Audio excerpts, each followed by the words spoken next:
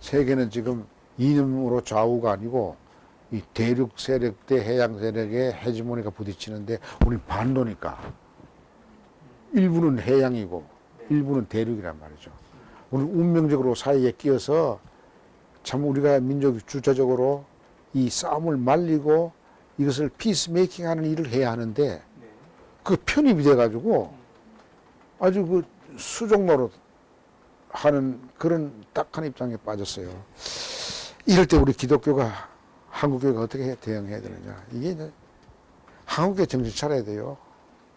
이런 엄혹한 역사 현실에서 우리가 예수의 하나님 나라 복음을 증거한다는 게 뭘 의미하는가.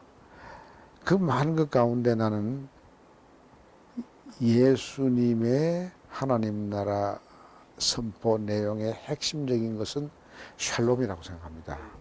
그리고 또 하나는 공의입니다. 샬롬과 공의죠. 샬롬과 공의를 그것을 구현시키는 힘은 사랑이죠. 근데 그 사랑은 이웃 사랑이 아니고 원수 사랑입니다. 우리는 예수님의 복음의 말씀을 하나님을 사랑하고 이웃을 사랑해서 영생을 얻는 거다. 이렇게 알고 있는데 그 잘못 알고 있어요. 이웃 사랑은 쉬운 거예요. 내가 내 고향 사랑하는 거, 내가 내 동창을 사랑하는 거, 내가 다니는 종교에 속해 있는 사람을 사랑하는 거, 같은 정당인이니까 내 형제죠. 예수님이 그런 거 사랑을 이야기한 거 아닙니다. 갈릴리 예수님을 보세요. 예수님은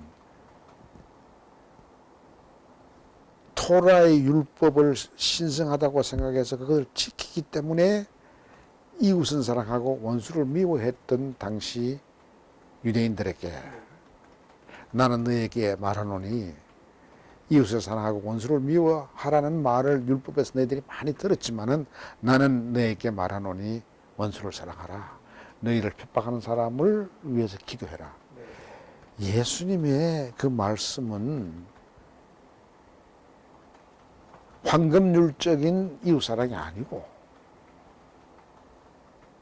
너희를 박해하는 이웃을 사랑하라.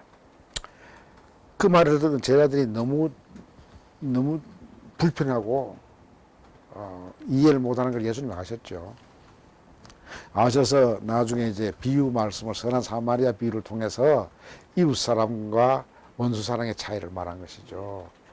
내 이웃이 누구냐 할 때 내 이웃이 너 원수다. 너희 종교 지도자는 원수인 이웃을 사랑하지 않았을 뿐만 아니라 너희 이웃인 유대인이 강도에게 두들겨 맞고 다 빼앗겼을 때 보고 달아났다. 그러나 너희 유대인의 원수인 사마리아 사람은 모든 걸 다 빠졌다. 기름, 포도주, 시간, 스케줄, 아이티너리 다 빠져서 치유를 했다. 그러니까 원수를 사랑했던 사마리아 사람이 진짜 이웃을 사랑해서 영생을 얻는다.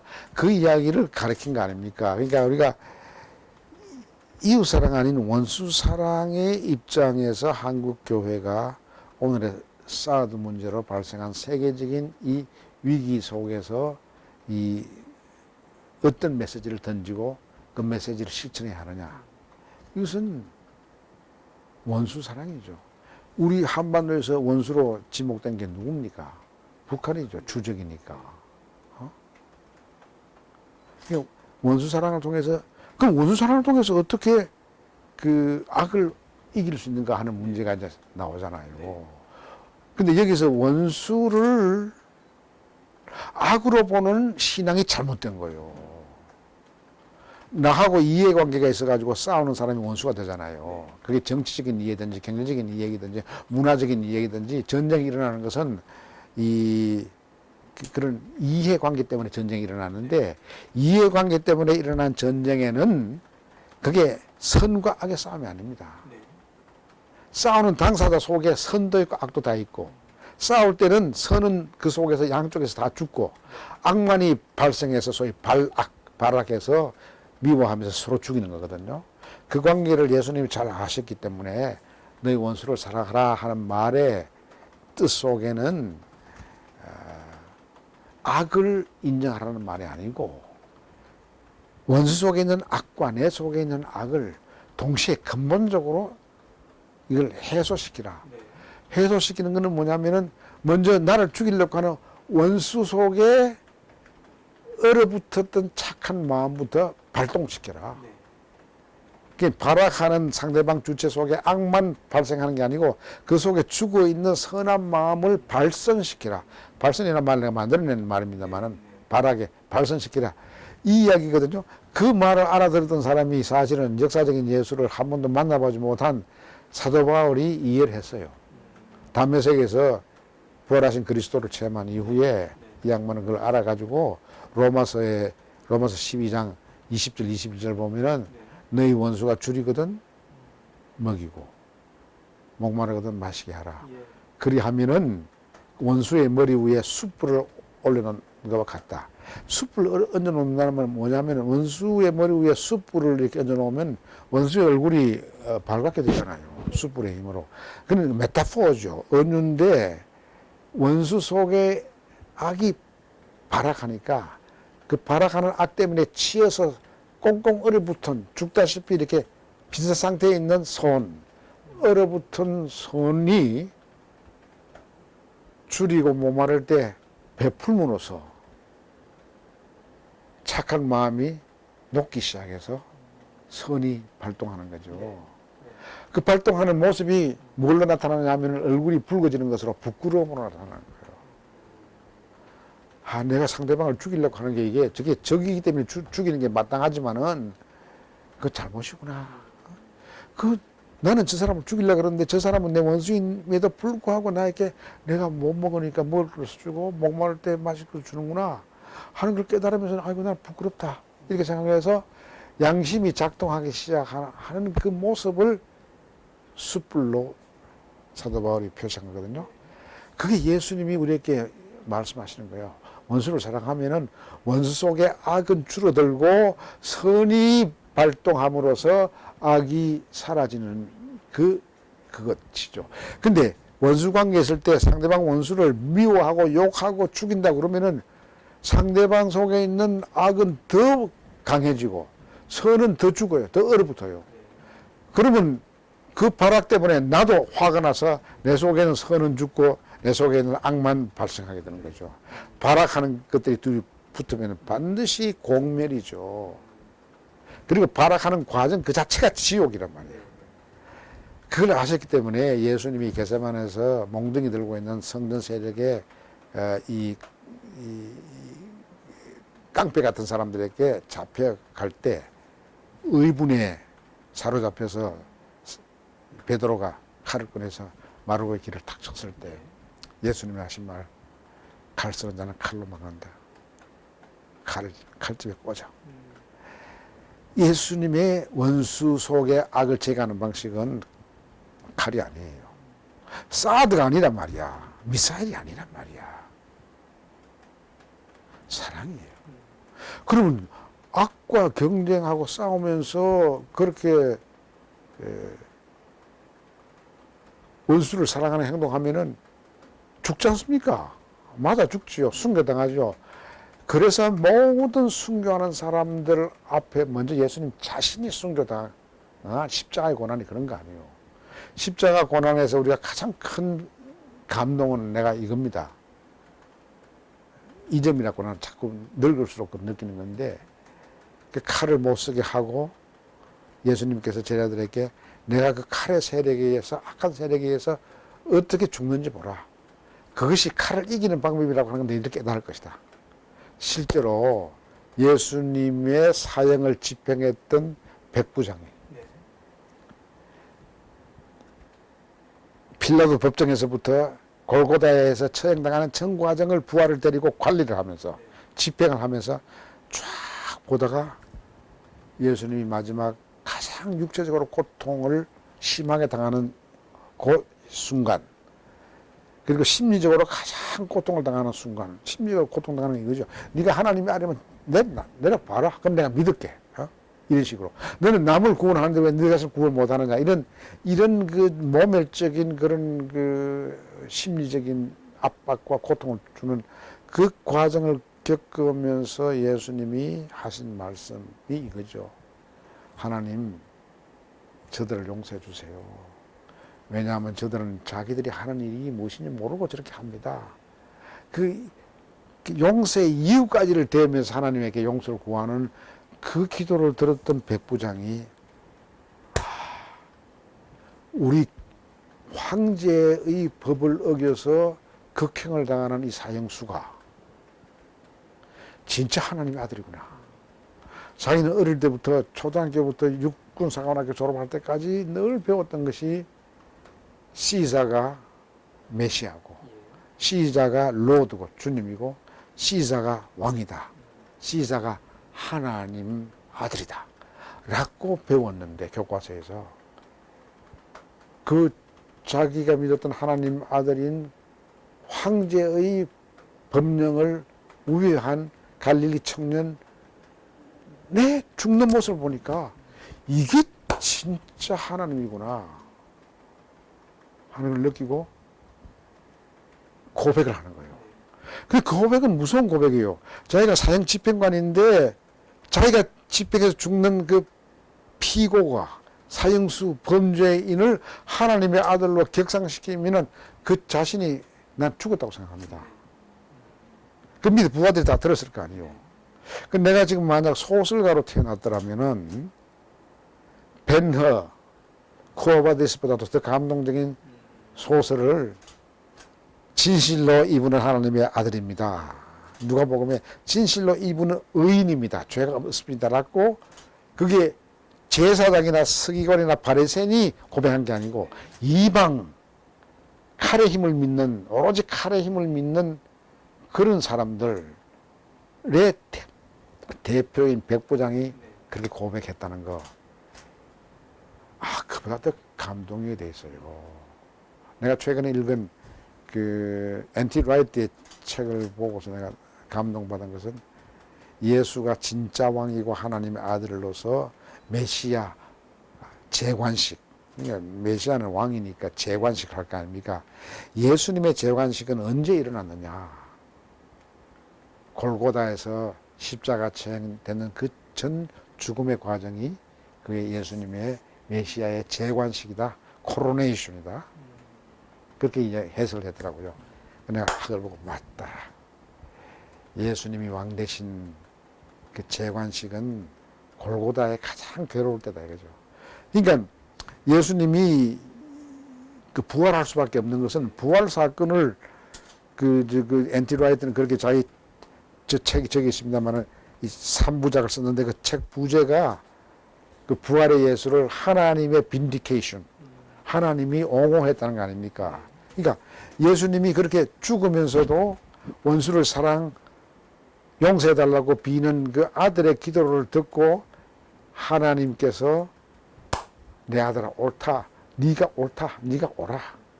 그게 빈디케이션이거든요. 네가 오라. 네 진짜 내 아들이구나. 내가 너라 하더라도 그렇게 죽었을 거야. 원수를 사랑하면서 죽었을 거야.